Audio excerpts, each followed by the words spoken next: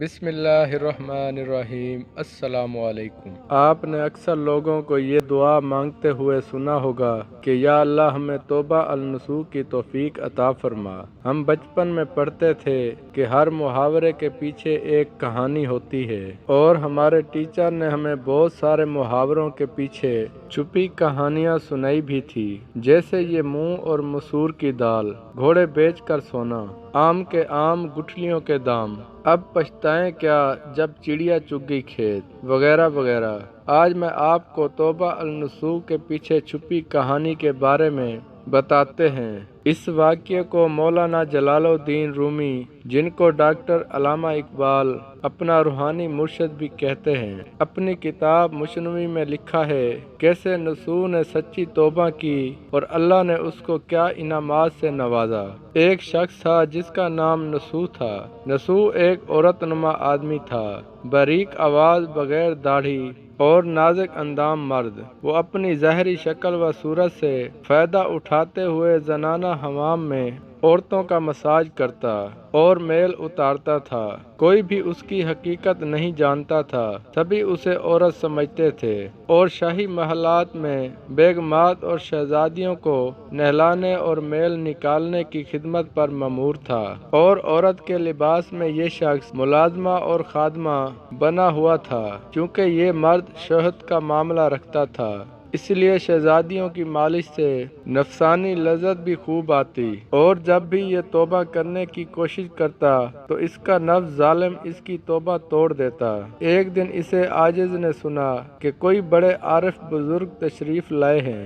یہ بھی حاضر ہوا اور کہا کہ ہم کو دعا میں یاد رکھیے۔ ان بزرگ کی دعا قبول ہوئی، یعنی اس عاجز مسکین کا کام بن گیا۔ نصوح کے لیے یہ طریقہ ذریعہ معاش بھی تھا، اور عورتوں کے جسم سے لذت بھی لیتا تھا۔ کئی بار ضمیر کی ملامت کرنے پر اس نے اس کام سے توبہ بھی کر لی، لیکن ہمیشہ توبہ توڑتا رہا۔ ایک دن بادشاہ کی بیٹی ہماگی حمام اور مساج کرنے کے بعد پتہ چلا کہ اس کا گرال گوہر موتی یا ہیرا کھو گیا ہے۔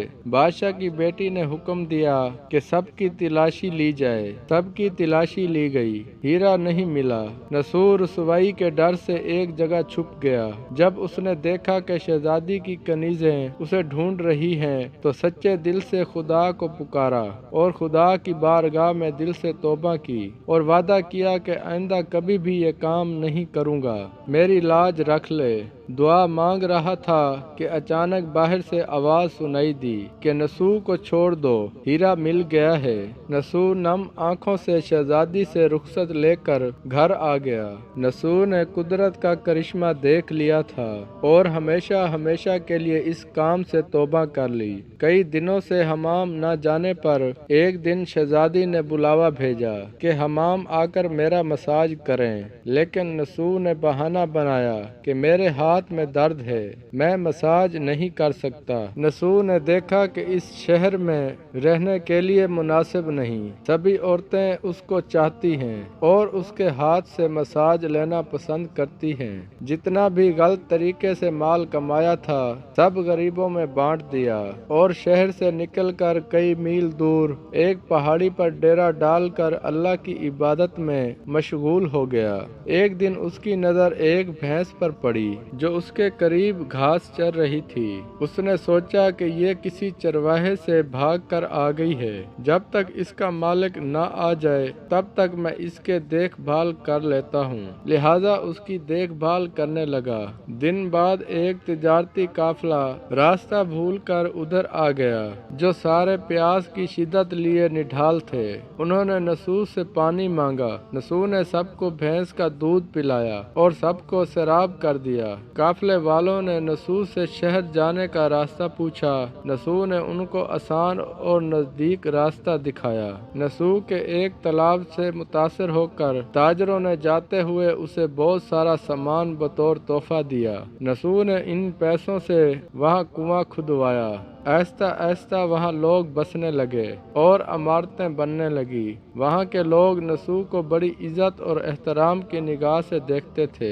رفتہ رفتہ نصوح کی کی نیکی کے چرچے بادشاہ تک جا پہنچے۔ بادشاہ کے دل میں نسو سے ملنے کا اشتیاق پیدا ہوا۔ اس نے نسو کو پیغام بھیجا کہ بادشاہ آپ سے ملنا چاہتے ہیں، مہربانی کر کے دربار تشریف لے آئیں۔ جب نسو کو بادشاہ کا پیغام ملا، اس نے ملنے سے انکار کر دیا اور معذرت چاہی کہ مجھے بہت سارے کام ہیں، میں نہیں آ سکتا۔ بادشاہ کو بہت تعجب ہوا، مگر اس بے نیازی کو دیکھ کر ملنے کی طلب اور بڑھ گئی۔ بادشاہ نے کہا کہ اگر نسو نہیں آ سکتے تو ہم خود اس کے پاس جائیں گے۔ جب بادشاہ نسو کے علاقے میں داخل ہوا، خدا کی طرف سے ملک الموت کو حکم ہوا کہ بادشاہ کی روح قبض کر لیں۔ چونکہ بادشاہ بطور عقیدت مند نسو کو ملنے آ رہا تھا اور رعایا بھی نسو کی خوبیوں کی گرویدہ تھی، اس لیے نسو کو بادشاہ کی تخت پر بٹھا دیا۔ نسو نے اپنے ملک میں عدل اور انصاف کا نظام قائم کیا۔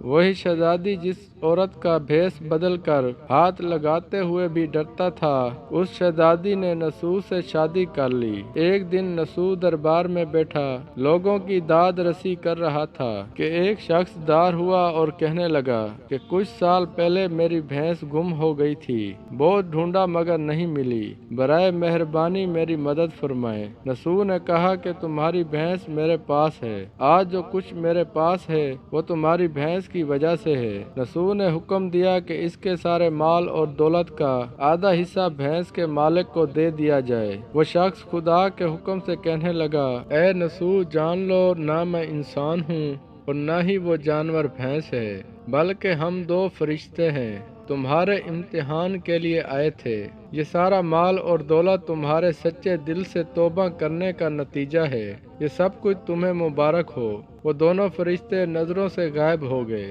اسی وجہ سے سچے دل سے توبہ کرنے کو توبہ نسوح کہتے ہیں۔ تاریخ کی کتاب میں نسوح کو بنی اسرائیل کے ایک بڑے عابد کی حقیقت سے لکھا گیا ہے۔ پیارے دوستو، اللہ کا ناپسندیدہ کام کیا کرتا تھا۔ جب اس نے وہ کام اللہ کے خوف کی وجہ سے چھوڑا تو اللہ نے رزق کے اسباب پیدا کیے اور بادشاہت تک عطا کر دی۔ حرام طریقے سے لذت حاصل کرنا چھوڑا تو اللہ نے نکاح میں شہزادی دے دی۔ اللہ تعالیٰ سب کو توبہ کرنے اور تا دم مرگ اس توبہ پر قائم رہنے کی توفیق فرمائے، آمین۔